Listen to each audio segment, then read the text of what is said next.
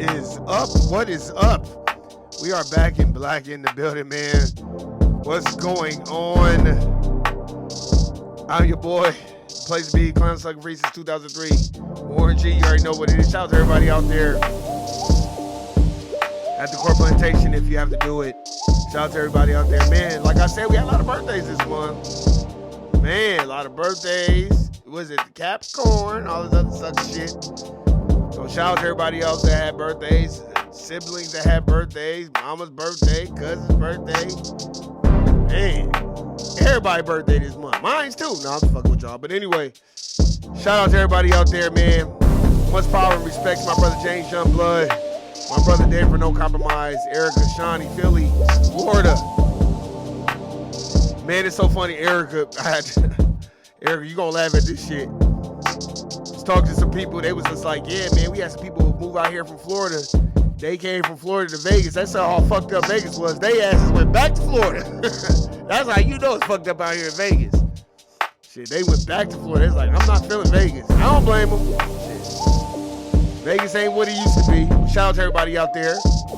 Making it happen, do. Did Jesus come back? Oh, damn. Man, you've been teaching Sunday school and doing what the pastor told you. He ain't come back. No, man, you go to church for enlightenment. You go to church for education. You go to church to find something deep within you so you can have a better relationship with a higher power. You don't go to church for insurance purposes. Well, let me go just in case Jesus is real. You know what I mean? You better listen to that song. Jesus is real. I know. Looking at the Lord. I'm just saying. You go to church for enlightenment. You go to get education. Get information. You don't go to church just because you use it as an insurance purpose. You don't do that. But anyway, we're going to get into it right now. We're going to talk about this brother, Devin Thompson, who got shot in the back by Phoenix police. So let's get it. Hey.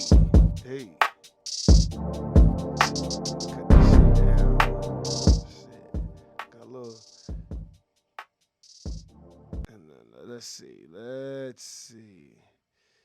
Now we about to. I got some audio that I want to play y'all. So let's see what they talking about. Boom. Let's see if I can find it. Here we go.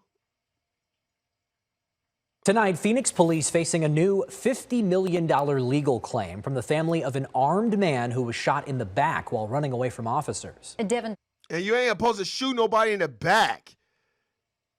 Man, what are y'all doing? Thompson was paralyzed in that shooting August 1st in North Phoenix. Police got calls. He was waving a gun, pointing it at children in the neighborhood at 35th Avenue and Bell. The body cam footage here shows he dropped the gun that had an extended magazine right before he was shot. He lost a lung and is now paralyzed. Wow. Police brutality, alleged police brutality, that's our definition of it, is happening. And what we do want transparency. We're thrilled that the Department of Justice is investigating.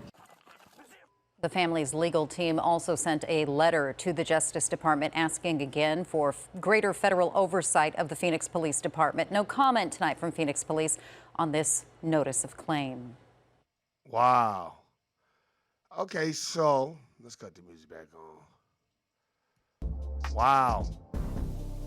I mean, just shot him in the back. You know what I mean?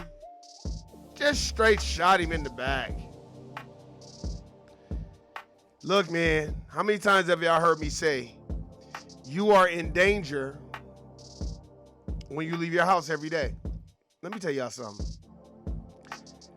David, James Youngblood, it's probably different where they at, but then again, it isn't. But here's the difference, you know, I would say with the South and East Coast. You know where you at, you know what the fuck is going on, and you kind of know what it is. This West Coast, man, the Nevadas, the Arizonas, the California, it's so covert racism. You know what I mean? I'm not saying that this not happen everywhere, but especially here, man. There's just so many covert racist people that are in positions of power, in law enforcement, at the job, at corporate plantation. I was having this shout out to my homegirl Melina. We was having this conversation, and I was like, that's passive aggressive anti-black racism. You know, they put these dominant society people in positions of power who get a kick out of fucking with black people and doing shit and being passive aggressive and all. Like, they know that's happening, but they don't want to change it. Okay, then don't change it. Just give our reparations and we'll quit these jobs and go do something else. That's what I was telling her. Shout out to the homegirl, Miss Tanya too. Like, I was like, man, foundational black Americans should not be going through this shit right now. I was even watching NFL last night. I'm so sick of seeing non-foundational black Americans in NFL. Like, what the fuck, man? Man, if y'all country so great, go the fuck back there, man. God damn, man. Shout out to Cat Williams. When Cat Williams was doing a show, one of them people stood up. I don't know if he was Latino. He was like, if you don't fucking like America, then go back to where the fuck you came from. Man, you don't have to be here. And that's the fucking problem. This man is in the fucking wheelchair. We go through this shit all the time. He's waving a gun. Okay, he's waving a gun. Did he shoot anybody? No. Man, I just watched this documentary on these people that lived in Vallejo, California, town business. And this Marine and lawyer was just breaking into people's houses and raping the women and kidnapping their asses. And then the fucking law, the police department tried to blame it on because it was a white woman and a white man. So they tried to blame it on them and said, oh, well, y'all made this shit up and it was a hoax, such. That's how you know police department's bad, when they're front on a white woman. There's a white woman. They fronted on a white woman. So you know it's bad when they front on a white woman. When I saw that, I said, they didn't believe that white woman? Uh-oh. You know we in trouble. If they didn't believe that white woman, then who the fuck are we? This is the shit that I'm talking about. Now this man is paralyzed because y'all just want to be shooting to kill. And then they wonder why so many people, man, look, let me tell you something. Information is key. Information is power. And the thing that I'm learning, I'm starting to see is like, man, we all we got. You know what I'm saying? We just all we got. We got to put differences to the side and be on code. And the reason why I'm saying that is because people like Michael Rappaport and the rest of his white, anti-black racist people, no, this ain't got nothing to do with being Jewish. See, that's the problem too. Motherfuckers try to separate that shit. Oh, well, Warren, you know what I'm saying? Or, see, it ain't white people, it's the Jews. No, nigga, it's anti-black racism. It's a system of racism, white supremacy. Stop. It ain't got nothing to do with being a white Jewish person. Warren, why you say that? Man, I was in a production crew with a white Jewish person. He was not on none of that sucker shit. Because if he was on that sucker shit, he would have been around me. So I don't want to hear none of that. This is about anti-black racism.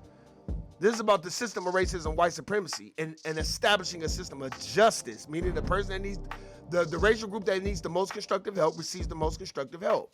We need to stop doing the fourth wall effect and getting together and just complaining and coming up with solutions. You know, oftentimes, you know, if anybody in my family come around, especially my siblings come around, you know, I like to talk about the good things that our mother did, but we got to talk about some of the things that my mom lacked did. Generational wealth, information, teaching, real estate, you know, all those things that are important to a black society. You know what I mean? We have to understand that, man. That shit is very important. Why is it important, Warren? If you don't have no generational wealth, what the fuck can you do in this world? Let me tell you something. I don't know how much rent and stuff is in Texas. Shout out to Texas and my brother James Youngblood. I don't know how much it is in Georgia, which eventually I will be out there. Don't trip, David. I will be out there. That's a fact. But I know out here in Las Vegas, shit, it's like baby LA. It's like baby LA. And since, you know, our mothers and our fathers and, you know, they didn't empower us with information, now black folk are out here struggling. You know what I mean? They're out here struggling. Now there's some black families that were taught and the information was passed down. But there's a lot of families, excuse me, there's a lot of families, black families, that weren't taught. So what do? how do you survive? You know what I mean? So it's like each one has to teach 21. And that's what I get. I try not to get on the older generation, my moms and older, you know, family members and parents. But I do kind of hold them accountable a little bit, like, man, you know, just teaching a motherfucker to go to work for 50 years ain't gonna cut it. Motherfuckers need to know how real estate game work, how the stock work, how 401k work, IRAs. Like, we need to know this shit, man. This will empower our community. We need to know how to be on code, and not just being on code, basing it around church. There's nothing wrong with church. Me and my brother David, we go hard on the church because we know the church was lacking. David know. James Youngblood know. Everybody that listens to this shit, my siblings know. I got love for the black church, but the black church was lacking in empowering us with the right information so we can go out into this sick society and make something of ourselves, besides just working a job for 30 years or 40 years. Anybody go work a job 40 years, that's like going to the pen. But what are you gonna do with the money? And if you're barely making your bills and you're barely making it and you need assistance, come on. Y'all didn't empower us with the right information. That's all I'm saying. And the reason why I'm saying that is because, you know, when you look at kids these days, there's a lot of disparity going on. A lot of disparity. And you got so many black children I see going to school and working jobs that they fucking hate. Who the fuck want to do that? We all hate our jobs. Let me tell you something. Don't nobody want to get up and do something that they hate, but you got to do it to pay bills, because in this sick society, they only going to pay you enough to keep coming back. They're not going to put you in position to win, so you ain't got to be fucking working a job for 30, 40 years. This is where the older generations come in like, okay, let's pave a way. Let's do this so these kids ain't out here fucked up. It's our job to do that, man. Who the fuck want to be working 2 and 3 and 4 jobs, man? You're trading time for money. You know, when I see a black kid get shot by the police, the first thing I think is, I know it wasn't no black cop. Because at the end of the spectrum, let me tell you something. I've met black cops.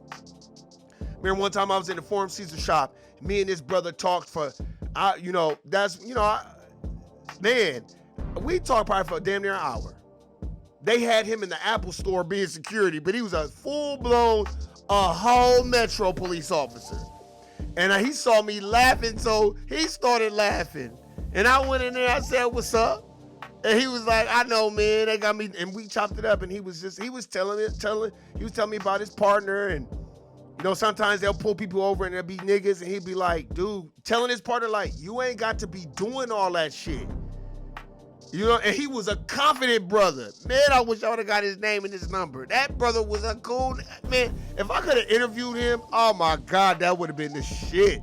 I know, I dropped the ball. Me and this nigga chopped it up for almost an hour. It was like me and him had known each other.